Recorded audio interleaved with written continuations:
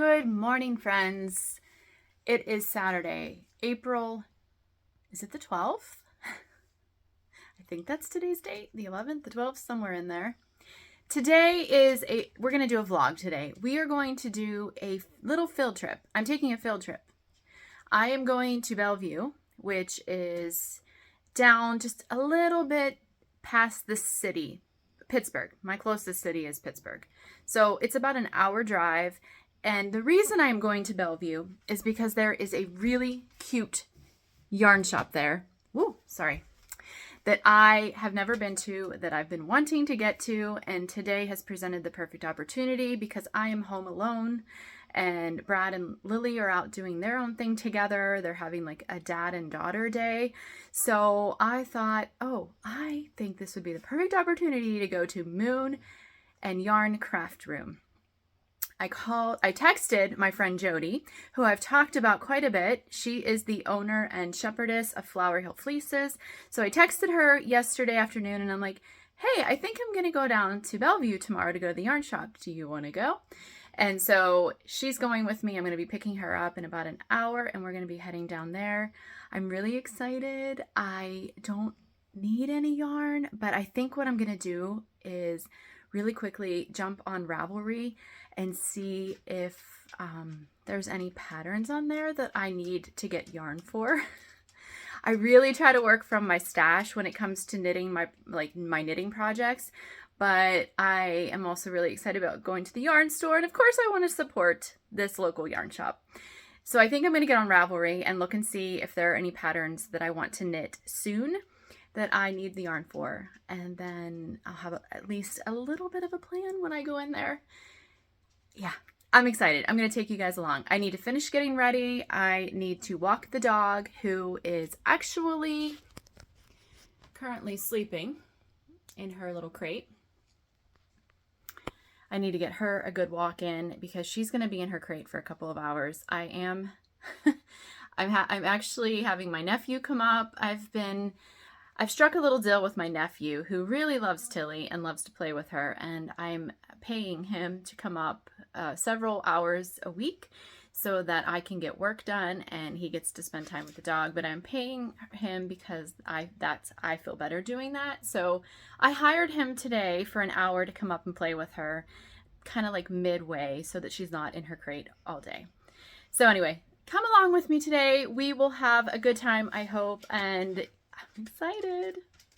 And by the way, since somebody will probably ask, this sweater that I'm wearing is the No Frills pullover by Petite Knit.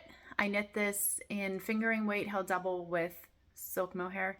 The fingering weight was from Cozy Posy Yarn Co. and it was called Birch, the colorway. And then the kids, or the mohair is from Drops.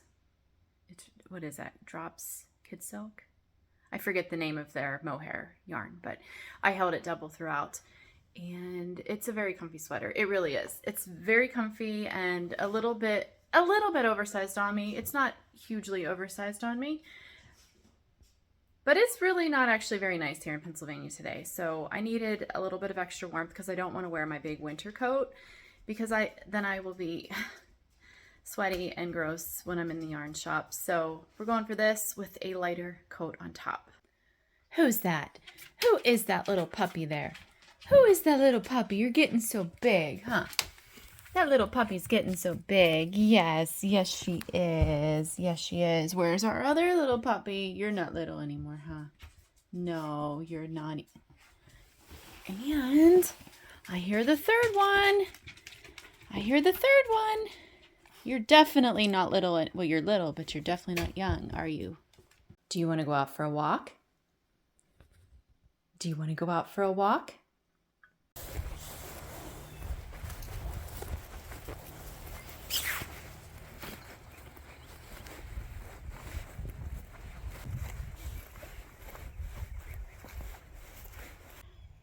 Another dreary, gray, cold April day in western Pennsylvania.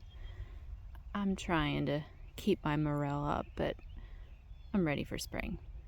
I'm ready for like warm spring. I just want to say I am very appreciative of the property that we live on. No, Tilly, no. Come on. I'm very grateful to have acreage. We don't own all of this. My parents own a lot that surrounds our property, but you know, we are free to walk on it and do whatever we want. But I'm having Tilly, who she is an English Springer Spaniel. This is my first time with this breed. This is our fourth dog, but the first time we've ever owned this breed. They are, at least she is, and from everything I've read, because I've been reading a lot, they're very energetic. They require a lot of exercise and very intelligent jobs, very affectionate. They have like the little, what would you call it? I don't know. They're referred to as Velcro dogs sometimes, and I totally see that with Tilly, with me. I am her person for sure, which is exactly what I wanted. But I bring her outside probably 3 to 5 times a day, depending on what's going on. And we're outside for 45 minutes to an hour at least for each time. I don't know how you would own a dog like this that requires so much exercise and has so much energy. Like, I know people do when you live in town or in a city. I guess you just walk the dog in dog parks and such. But I just, since I've gotten her, I mean, I've always been thankful for this property that we have and being able to like live in the countryside. But since I've had this dog, I'm so much more grateful for it. Tilly, come on. Come, Tilly. I've trained her. I've been working so hard to train her. We've had her, it's been, I think, a month or 5 weeks now. I don't even know. Time goes so fast. And she listens so well. I can tell that it's an intelligent breed. Hard work for sure. Lots of dedication. A reminder to me that puppies are a lot of work, which I knew it. But you know, it had been 12 years since I had had a puppy. And so it's kind of like labor. You forget the pains of it because, you know, the puppies are so cute. Which is probably a good thing, because sometimes it's really frustrating to have a puppy and a little bit sleep depriving, but she's doing well.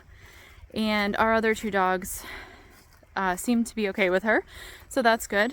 There have been some moments, not gonna lie, but overall it's been going really great. So we're gonna finish up our walk, and then I'm gonna head out. There she comes. I love that. I mean, I do leash train her, and I used a training collar with the beeping and the vibration on it, but now she pretty much just, we have a boundary we walk, and she pretty much stays on it and listens well, so yay for that.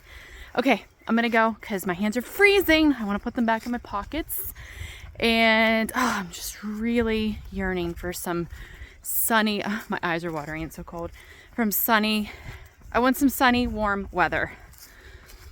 I shouldn't complain though, because I know that there are people all over the world experiencing natural disasters and stuff, so I always feel really guilty about complaining about the weather. But I would like a little bit of sun sometime soon. We are at Jody's farm now. These are her sheep.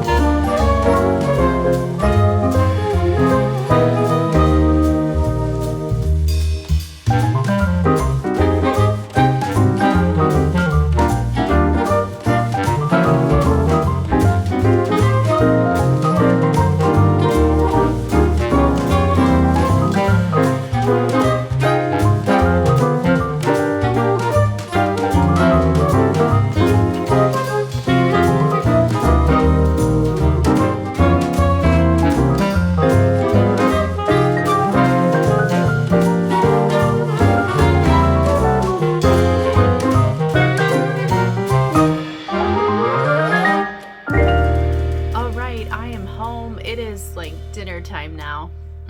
I have my tripod set up on my bed, and I'm like kind of swinging my leg, and I just realized I'm making it move, so I need to be careful not to do that. We had a really good time. After we went to Moon and Yarn Craft Room, we went and got Mediterranean for lunch, and I meant to like at least take a picture of all the food we got. It was delicious, and we got so much of it that I was able to bring home half of it to have for dinner again tonight. So, do you want to see what I got? I picked up some goodies. I knew I would. I ended up buying yarn to make another ranunculus. I love that sweater pattern so much, and I actually was already planning on casting on one with my group at Knit Night. We were all going to cast on the ranunculus together. I think there's only one knitter there, so there's 5 of us total, and I think that there is only one knitter that has not knit the ranunculus. So we're all going to knit it together, and they're actually casting on this coming Thursday. But this coming Thursday is Maundy Thursday, and so we have a church service that we're going to. So I'm not going to be able to make it to Knit Night. I'm kind of sad, but it's okay. So I'm going to cast on before that because I'm not going to wait. Now that I have the yarn, let me show you what I got. I bought this Germantown DK, which is a new base. The DK is, this is the first, I think this is a new base. I think that's what Jody said. And there is, in each skein, so in each 100 grams, there's 270 yards. It's 100% North American wool. I love Kelbourne Woolens. That's the company that produces this. I have knit with, is it Scout? I think I've knit with Scout several times. I've made some sweaters out of that, and I really like their yarn. This color is called Lilac. It's actually looking more pink on camera than it is in real life. I would say it's a true lilac color on when you're not looking at it on camera. But I'm going to hold it double. I really like my ranunculus sweaters to have some fuzz to them. So whether that's using a yarn that has more of a halo or adding mohair in. So what I decided to do was I found this beautiful purplish Knitting for Olive soft silk mohair. This is Artichoke Purple. I found this color. I bought 4 skeins of it to hold double with this lilac colored yarn. And I think it's going to make it really beautiful and comfy and cozy. Let me tell you, this mohair is so soft. This is probably the softest mohair I've ever felt. I use a lot of drops, Kid Silk. I forget what it's called now. Whatever their mohair product is, I use a lot of that because it has a pretty good price point. So this was a splurge. This is $10 a ball. No, it's $12 a ball. So can you hear my dog panting in the back? I'm sorry. All the dog noises on this podcast. Yeah, this channel has lots of dog noises. Okay. What was I saying? Oh yeah, so the drops mohair does not bother me, but I will say when I first put a garment on that I made, so for instance, when I first put this sweater on this morning, for like 30 seconds, I had a little bit of a scratchiness, I think until my body warms up to the fabric, and then it goes away and it doesn't bother me one little bit unless I get overheated. Then I start to sweat and feel disgusting and I feel all itchy and stuff, but that's typically not a problem. This feels so soft. I'm really curious. Like, it has no prickle to it at all. I'm excited. I'm really excited to work with this. And I have never worked with this mohair before. I might have said that already. I don't know. It's the end of the day, so I'm a little bit tired. Like, not physically tired. Just, well, I'm a little bit physically tired, but it's mostly like mental tired, you know, from talking and stuff all day. The wonderful thing about this yarn is I don't have to cake up either of these yarns. They're all ready to go. I love that. I absolutely love that. So I'm really excited. I'm going to start this. Maybe I'll start that tomorrow. I don't think I'm going to get to it today. I don't know. We'll see. The other yarn that I bought was a clearance yarn. It was in a basket. They had, I think she had like, I don't know, 4 baskets of yarn that was 50% off. And it is this Pascuali yarn. It's the Merino Baby. It's organic Merino from Argentina. It's a very, very soft yarn. It's looking way more purple on screen. It's actually a very nice true blue. And there were 6 or 7 balls of this in that basket for 50% off. And I put all of them in my bag at first because I thought I'm going to buy all these and make myself a sweater. Oh, shoot. There we go. Okay. But then as I walked around and thought about it, I thought, Amber, that is like 30 stitches per 4 inches. That's like a fingering weight, light fingering weight. Do you like making fingering weight sweaters, Amber? No, I don't. It's not that I don't mind wearing them. I don't like making them because they take so long. So I put all the skeins back but 3, and I'm going to make a little like scarf or shawlette pattern. It's called the Riptide. I'll link it down below. I'll try to remember to link stuff. It's harder for me to link stuff when I'm vlogging because if I don't take notes, which I typically don't when I'm vlogging, I sometimes will forget that I said I was going to link something. So if I say I'm going to link something and then I don't do it and you want to know what it is, please just leave a comment and I will rectify that. I'm going to knit the Riptide. It is a pattern that calls for DK weight yarn, so I'm probably going to have to hold this double. That pattern comes with 3 different sizes that you can knit. And the reason I know about this pattern is because one of my friends at Knit Night, Kathy, she was making it and she brought it at our last meeting and it was so pretty. And so it made me want to knit it. So yeah, that is all the yarn I bought. Now I'm really excited. Okay, hold on. My dog's whining. I need to figure out why. Okay. As I was saying, I'm super excited about this next thing that I bought. This is the last thing I bought. This was it's a book. It was a little bit of a pricier book. It's a really, really beautiful book. And it's a book that I actually was wanting to purchase. This is 52 weeks of scrap yarn. So it has 52 different knitting projects that use scrap yarn. I think that if you've been around here any length of time, you know that I love myself a scrappy project. I love working with scrap yarn, all the colors. It's like so fun to knit scrappy projects. So I saw this recently on the internet. I saw that this book had been released. Did I say it's by Laine Publishing? I can't remember. And I thought I'd really like to buy that.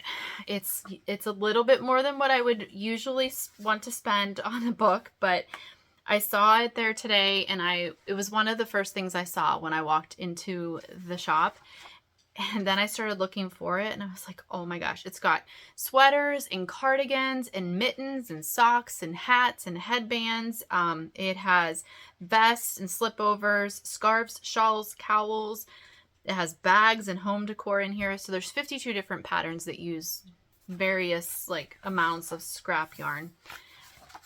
It's such a pretty book. I own one Laine magazine. I think it was the very first episode that they ever put out. That's the only thing that I'm aware of that I own that's been published by Laine. Let me just show you. There's so many things in here that I want to knit. I'm going to talk about this on a podcast episode. But basically my plan with this book is to sit down with a cup of coffee sometime when I have time and just look through it and see all the beautiful patterns. Look how fun this sweater is. That is such a fun sweater. Sorry, I'm losing light because it's so gray out today. And I'm going to talk about it. I'm going to talk about this on a regular podcast episode, but I wanted to share it here because I was so excited to find this. And it's got all different kinds of, there's color work, but there's also marling, and there probably is some sort of intarsia in here. I don't even know, because like I said, I have not looked through this thoroughly. Oh, look, this one has a little bit of crochet and knitting, so that's fun. So I'm going to look through this sometime, and then I will talk about it more in depth in an upcoming podcast episode and maybe do a flip through or something to show you more of the patterns that are in it and to let you know what I think about it. But for my first quick peruse through, I was super excited. and thought it's such a beautiful book. So one more thing before I go, I want to show you what I started yesterday. Started as in started ripping out. I have this Tecla sweater, which is a pattern by Claudia Quintilla. It's from her book Memory Lane. I started this last fall? So they had, Unit Toronto had contacted me at some point last year and asked me if I would be willing to take a look at that book and review it and maybe knit a sweater out of it. So I picked the Tecla sweater. This yarn is not, they did not provide yarn for me. I know they did for some podcasters, but I provided my own yarn. So what I used was actually a combination of Drops Kid Silk Mohair, held double with some hand-dyed yarn from Flower Hill Fleeces. And I love this blue. It's beautiful, absolutely beautiful. But the way the project is designed is you knit the body and then you go over in the sleeves and you knit, is it? I think where I messed, well, no, I didn't mess up, but like they tell you to use the same colorway for the body, I think is what it is. And then you hold the mohair double. So that is why you can see here that I have a two-tone sweater. This is definitely brighter and this is more subdued because of the fingering weight yarn that I held with it. This is actually not as noticeable in real life as it is in camera. So that's not why I'm ripping this out. I've talked about this in the past, but this sweater the body of it was perfectly fine and very easy to follow. However, the sleeve has these little lace motifs. It's hard to see that because it's so fuzzy, but you're just doing like yarn overs and knit two together. And it started out fine until I started to have to decrease.